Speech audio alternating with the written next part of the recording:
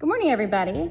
We are getting ready to work on our weavings today for the first time, which is really exciting, having a brand new loom ready to go. So if you guys remember, the last time you were in here, we were talking about the vocabulary of weaving. It actually may have been a few art days ago because we did a quick Halloween project, but you should have at least been introduced to weaving. So the cardboard bit here is the loom, and then the strings going across vertically are the warp, and what we're getting ready to do is the weft. I know it's kind of a silly word, weft. And what you're gonna need for this is a piece of yarn, which I think I already have some pre-cut yarn for you guys, and it may not be the color that you want, but this is just gonna be our practice yarn. So it doesn't really matter the color. Along with our loom and our piece of string, you're gonna need a yarn needle. These nice long blue ones are really old, so you need to be kind of careful with them so they don't break, because if you break yours, unfortunately I have to give you a shorter yarn needle and they don't work nearly as well. So try to take care of these. What we're gonna do, we are going to tie our yarn onto our needle.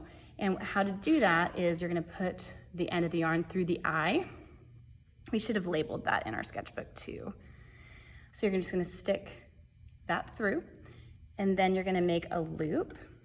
I'll try to lay this down so you guys can kind of see. So you're gonna make like a circle with it, and then you're gonna tuck the tail into the circle, just like that, kind of like tying your shoes. And then you're gonna pull it. Now that should be enough, but if you're worried that it's gonna come untied, you can do another loop. So make like a circle. You're gonna put the tail inside that loop again, and you're gonna pull. Now, if it ends up getting too tight, you can always cut this off, but you should be able to untie it pretty easily for the next color if you need to. Now that we have that knot on here, we're gonna tie the other end of the string to our warp. We're gonna choose one side to tie it to. I'm gonna choose the left side up here. I'm gonna stick the tail of my yarn through that first string right here underneath, and I'm gonna do the same thing I did with my needle. I'm gonna make a circle. I'm gonna stick the tail through the circle, and I'm gonna pull. Okay, that's just your simple square knot. All right, so what we're gonna do now is we are going to create a pattern going across our warp. We're gonna go A, B, A, B. So it's only an alternating pattern. There's nothing crazy going on. So the first row, you can go above or below, it doesn't matter because you've got it knotted here, it's not gonna go anywhere. So I'm gonna go under, and then my next string is gonna go over. Okay, I know that's kind of hard to see, let's see. Okay, and I'm gonna do the same pattern all the way across. So I know I need to pick up every other string. And the longer the needle, the quicker this goes, which is why it's important to take care of those blue needles. So all the way across. And it's interesting because if you choose some of the really cool textured yarns at the back, it's just a little bit harder to pull through. You can see I'm starting to slide this over. But it still looks really cool, but that's okay. So, I mean, you can do the smooth yarn like I am, which goes through really easily, or you can choose the bumpy, cool yarn, and it does look really nice when it's done, but it's just a little bit harder to slide through the strings. Okay, so that is my first row. And you can see on the end, I'm underneath. So that means when I go back on the other side, I'm gonna start from the same side of the loom. I'm not gonna wrap it around. I'm not gonna start from the same spot.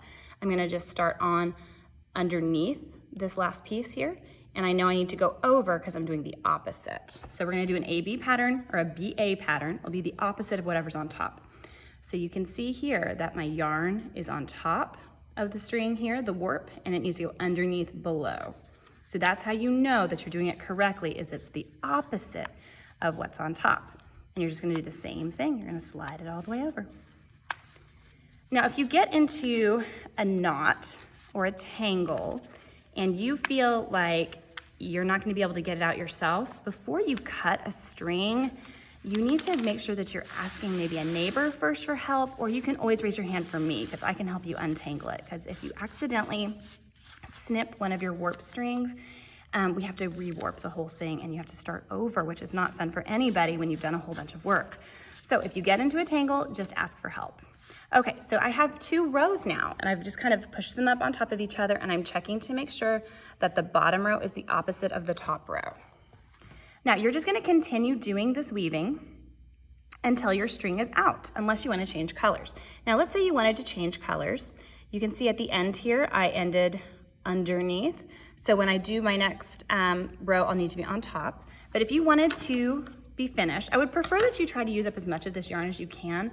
But if you have a good amount left and you want to change colors because of the way you want your pattern to be, just snip it where you have a long tail like that, and then untie the string and just neatly lay it on your table. Mrs. Marple can come pick up any of those extra bits because some of the best weavings are made with scrap yarn actually, and I can show you an example of this next time. But keep this yarn, don't throw it away. All right, so now I want to have a new one. I'm going to go back and I'm going to choose a color. I actually have some yarn here. I'm going to measure it from fingertip to fingertip, unless I know I want a shorter length. I'm going to take these two pieces here. Let's see if I can see that better. There we go. Okay, and I'm going to stick them next to each other like they're neighbors. Okay, and I'm going to do the same kind of knot. I'm going to make a loop, and I'm going to stick the tail through. Let's see if I can do this. So sometimes it's easier if I wrap it around 2 fingers instead of making the circle on the table. Stick both of those tails through and pull so that they stay neighbors together the whole knot. This is not going to be a big deal when we start to weave this because at the end, we're going to be snipping all the little tails off of our knots, but we're going to wait to the end to do that because we don't want to accidentally snip any of our weaving. Okay, so I have my new color. It's not going to start right off the bat with that new color. It's going to just be kind of woven and integrated into the weaving. So you can see here I'm starting, this one's below, so this one has to be on top of that string. I'm going to go ahead and pull that through so you guys can see real quick. That knot is going to be just a little bit different to pull through, and that's okay. All right, so that is how we start our weaving. I'm going to end the video here, and I'm going to come around and have you guys get started on yours, and then if we have any other questions, I'll be able to answer them. Okay, let's get started.